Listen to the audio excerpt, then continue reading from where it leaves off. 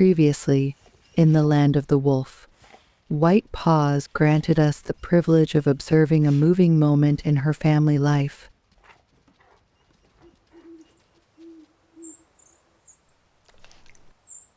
Our quest culminates in the wolves and beavers, to the point where we begin to wonder what the wild world has to offer us that is deepest, most beautiful, and most elevated. Yet, the October hoarfrost promised to make our dream even more wonderful.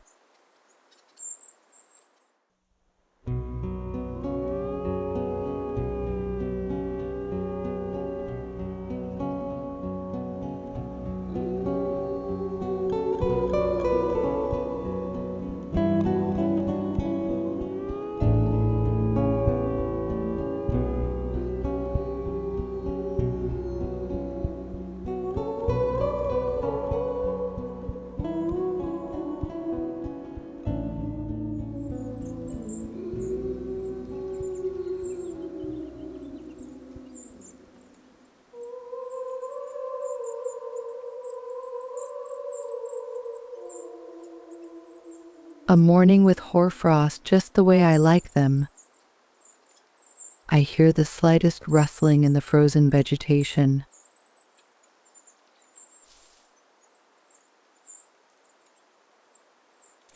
Wildlife is active here and there, indifferent to my presence. The alarm calls of the Canada jay indicate that a predator is nearby.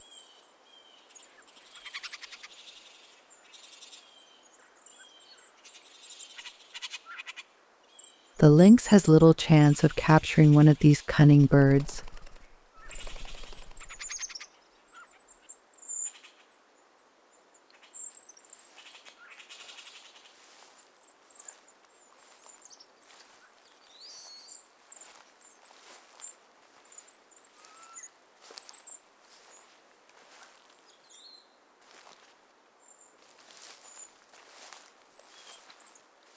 The night mist caused thicker hoarfrost around the bodies of water.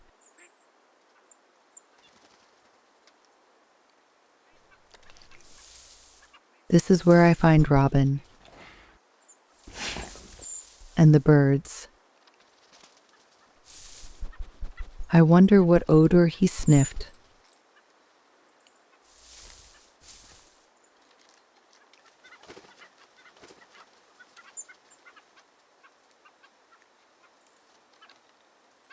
Unlike the lynx, Robin doesn't care much for the Canada jays.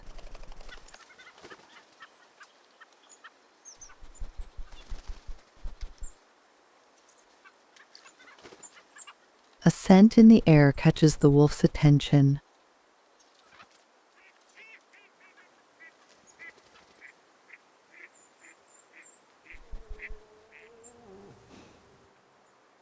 My sense of smell is limited, but I can hear this cow moose very well.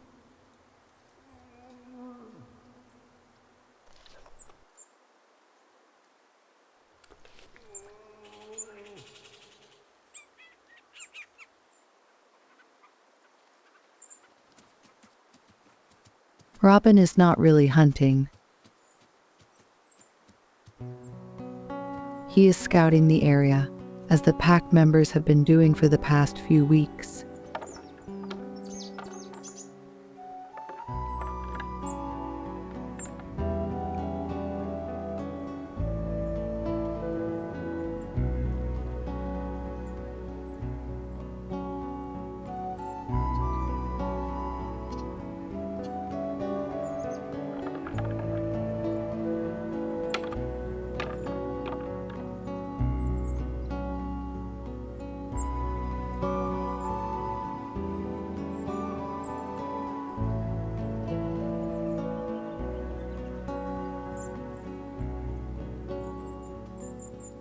I spot a second wolf.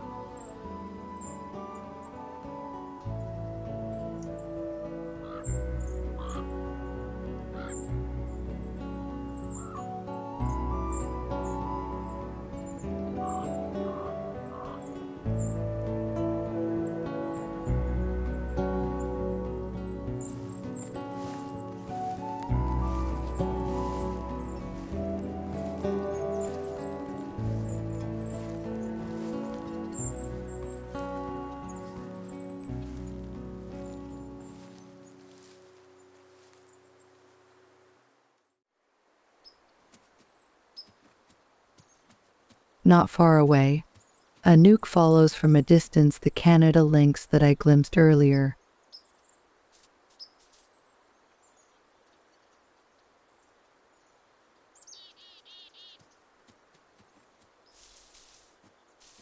The young wolf is cautious, but above all curious to observe the cat's hunting techniques.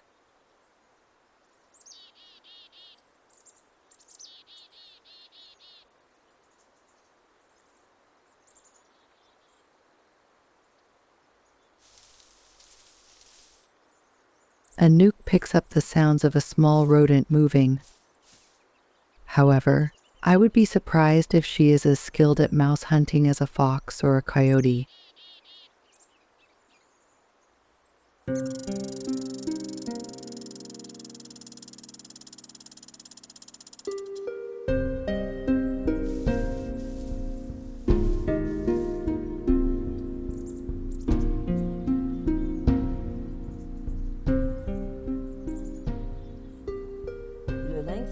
The lynx knew that the little wolf had been following it for a while.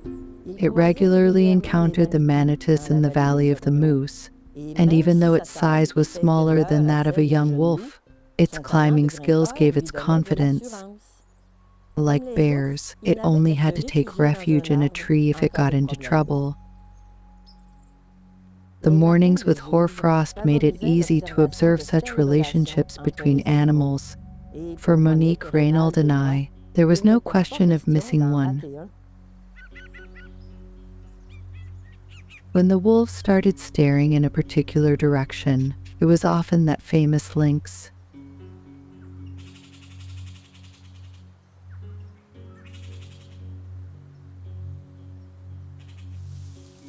Just being able to observe the wolves' family life every day was amazing.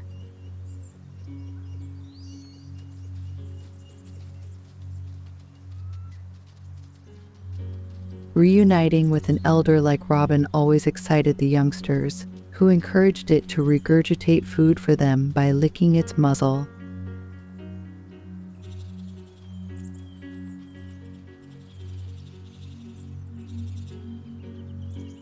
We finally had the privilege of documenting this typical wolf behavior.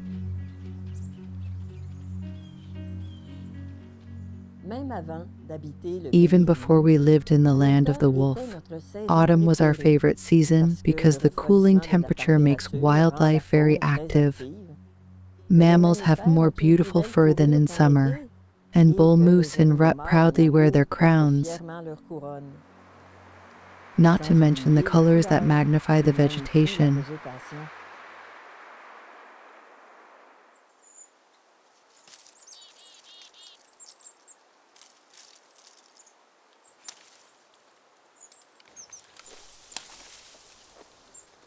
This fall, our search for moose also reaches its peak.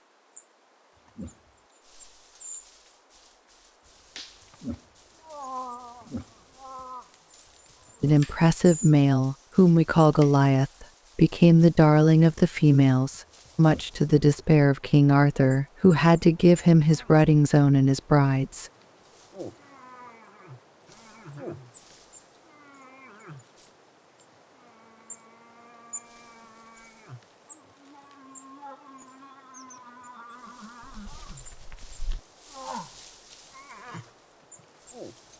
Frustration eats away at the fallen old monarch.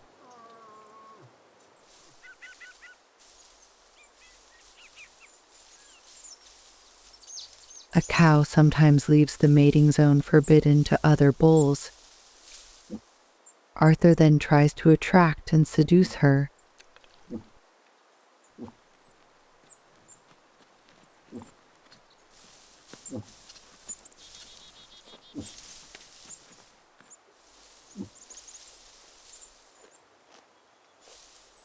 Despite his 15 years, this bull moose with his unusual antlers is in good shape, and the females liked him well before Goliath's arrival.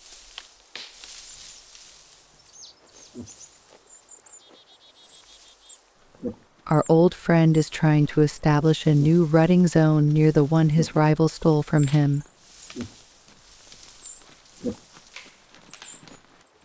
Obviously, the beauty will have the last word.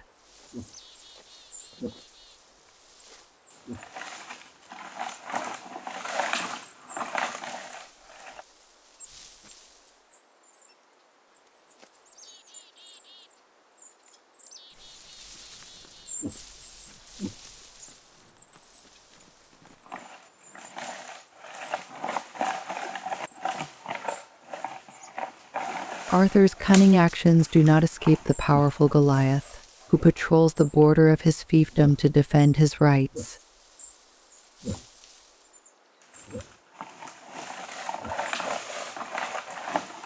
The recent fight between these two moose must have been titanic.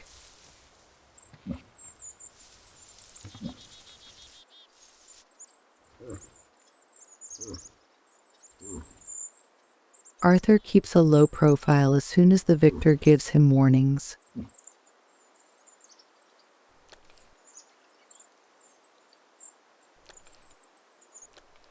If he refuses to leave, Goliath will cross the border to chase him away.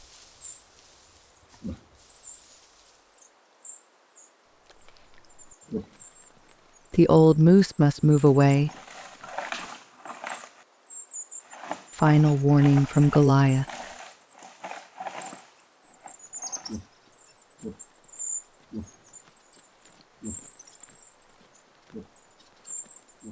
I have a feeling we will never see Arthur again in the Valley of the Moose.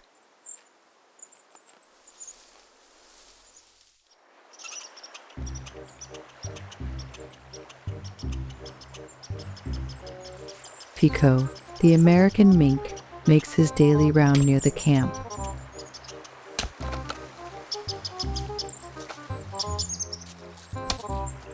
Annoyed by the noise, the little mustelid wonders.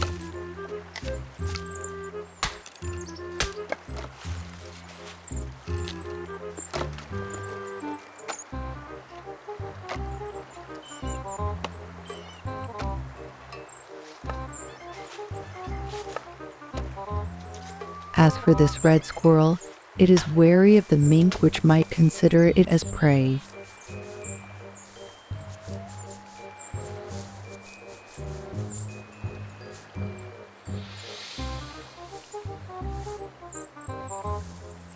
The rodent knows that it is better to keep an eye on this predator.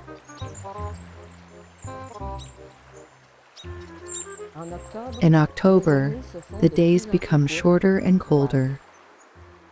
This seasonal change alters the habits of large animals, which no longer seek to avoid the heat as they do in summer.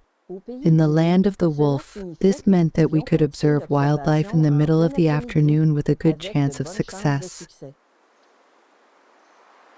Even the wind no longer seemed to hamper the activities of wild animals. For us, that meant being on the lookout in the field almost from morning to night.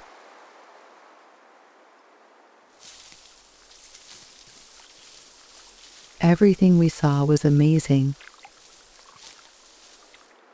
Filming a Canada lynx and a moose together was possible.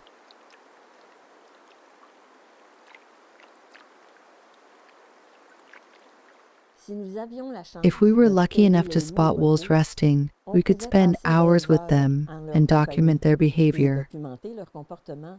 It was intense, exhausting, but we would not have given our place to anyone for all the gold in the world.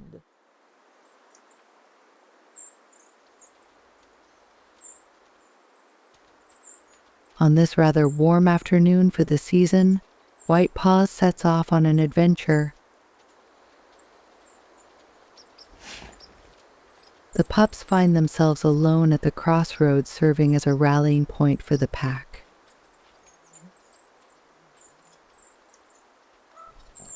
The perfect opportunity for us to better understand each pup's personality.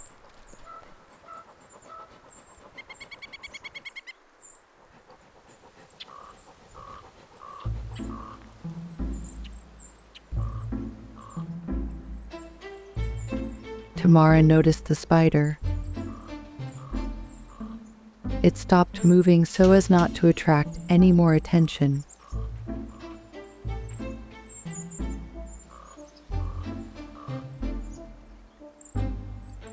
spider strategy works.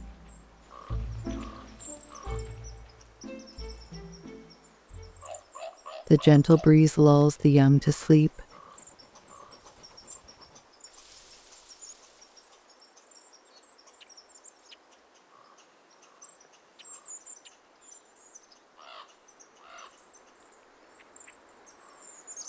Once the wolves have fallen asleep, a ruffed grouse cautiously ventures onto the old road.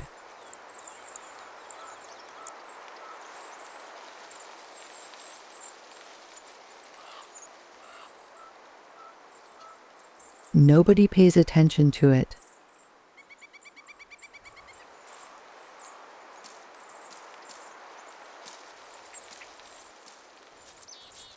This beautiful savanna sparrow is also growing bolder.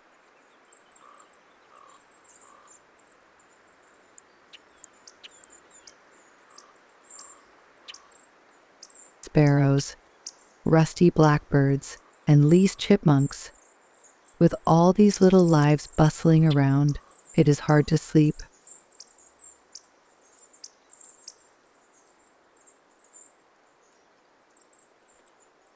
Will Grisette try to catch one of them? A nap is sacred among well-fed wolves. Rodents and birds are having a field day. Maybe a little too much.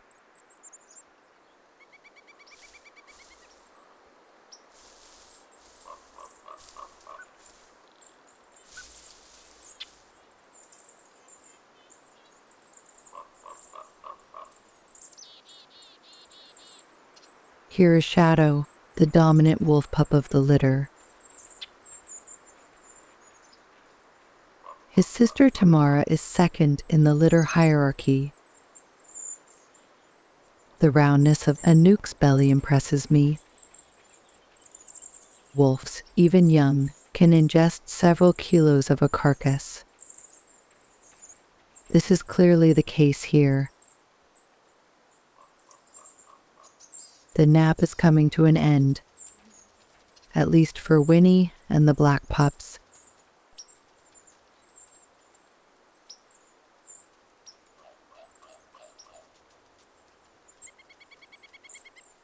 Will Grisette and Tamara join the foursome?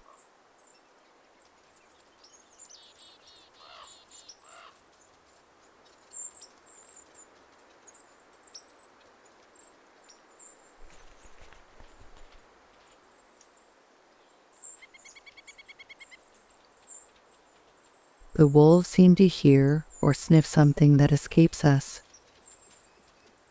Their excitement is growing, which perhaps heralds the return of one of their elders.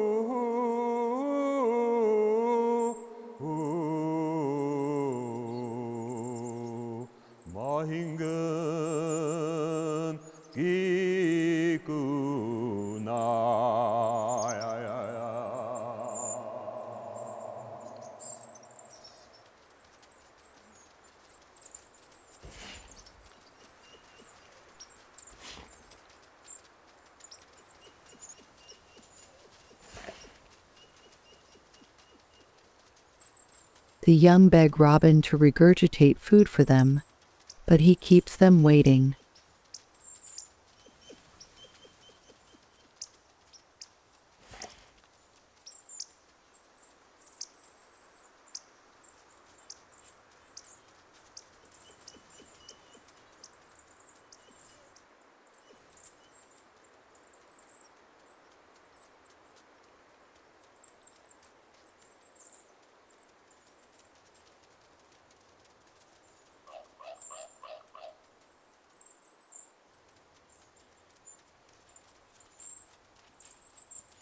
Robin calms expectations by imposing a little discipline.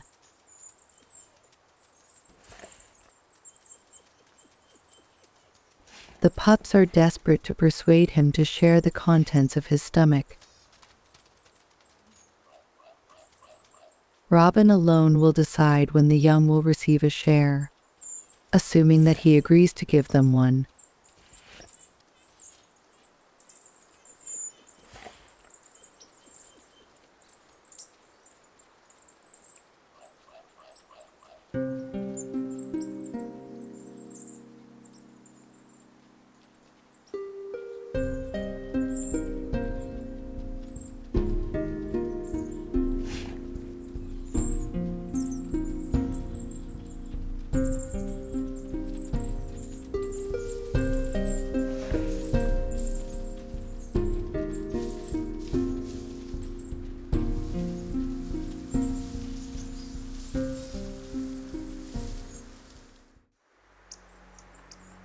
Robin is back on camera, less than a minute after regurgitating part of his meal to the pups.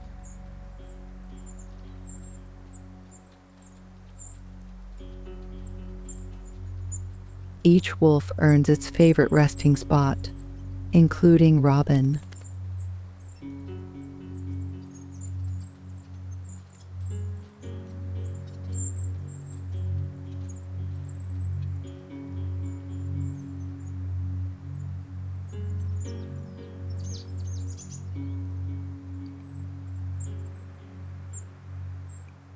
We had to be very vigilant so as not to miss anything.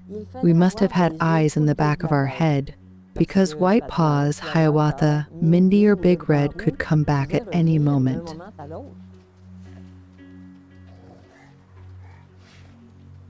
When we have the chance to observe wolves in the wild, we recognize in them many of the social behaviors, qualities, and emotions that we appreciate in the dog, of which the wolf is the proud ancestor. The bonds we create with a dog exist between members of a wolf pack.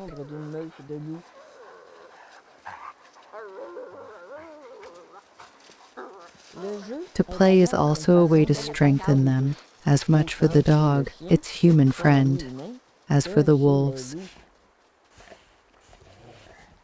I am not saying that a dog is a wolf, or that a wolf is a dog. My observations have simply allowed me to note that the boundary we have drawn between the domestic and the wild animal is arbitrary. It seems to suit us to give the wolf the role of the evil predator, and the dog that of the faithful companion, always ready to please us.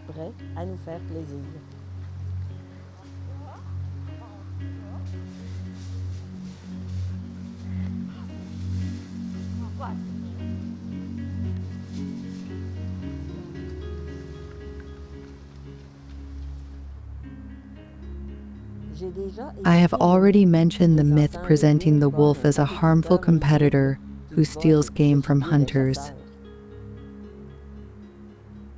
I believe there may be other reasons than that behind the persecution of wolves. Unconsciously, we may blame them for being free and happy without us, the so-called masters. We may not be able to bear to see them fending for themselves and succeeding where we often fail, for example, in wildlife management.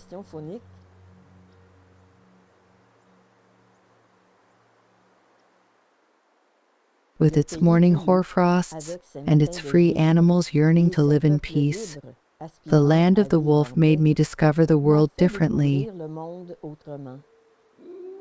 and I am eternally grateful to it for this grace.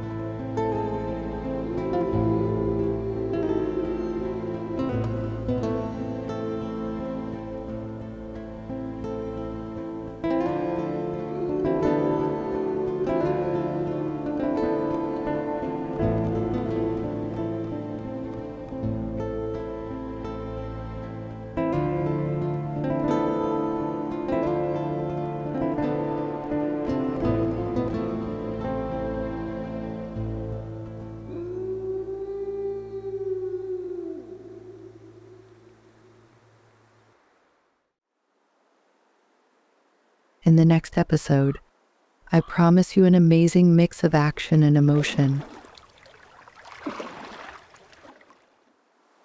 Moose and wolves will be featured.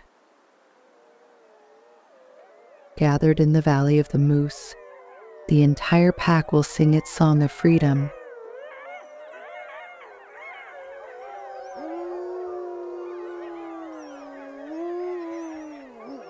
A story to follow.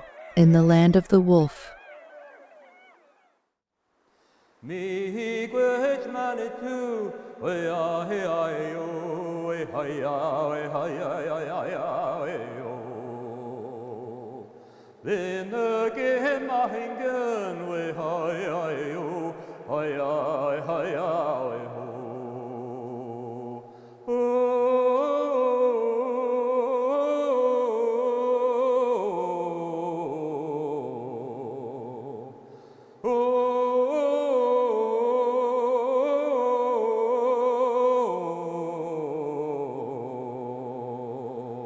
마행근 기구나 스카크메 퀘베마세 가네시나베 하야웨 하야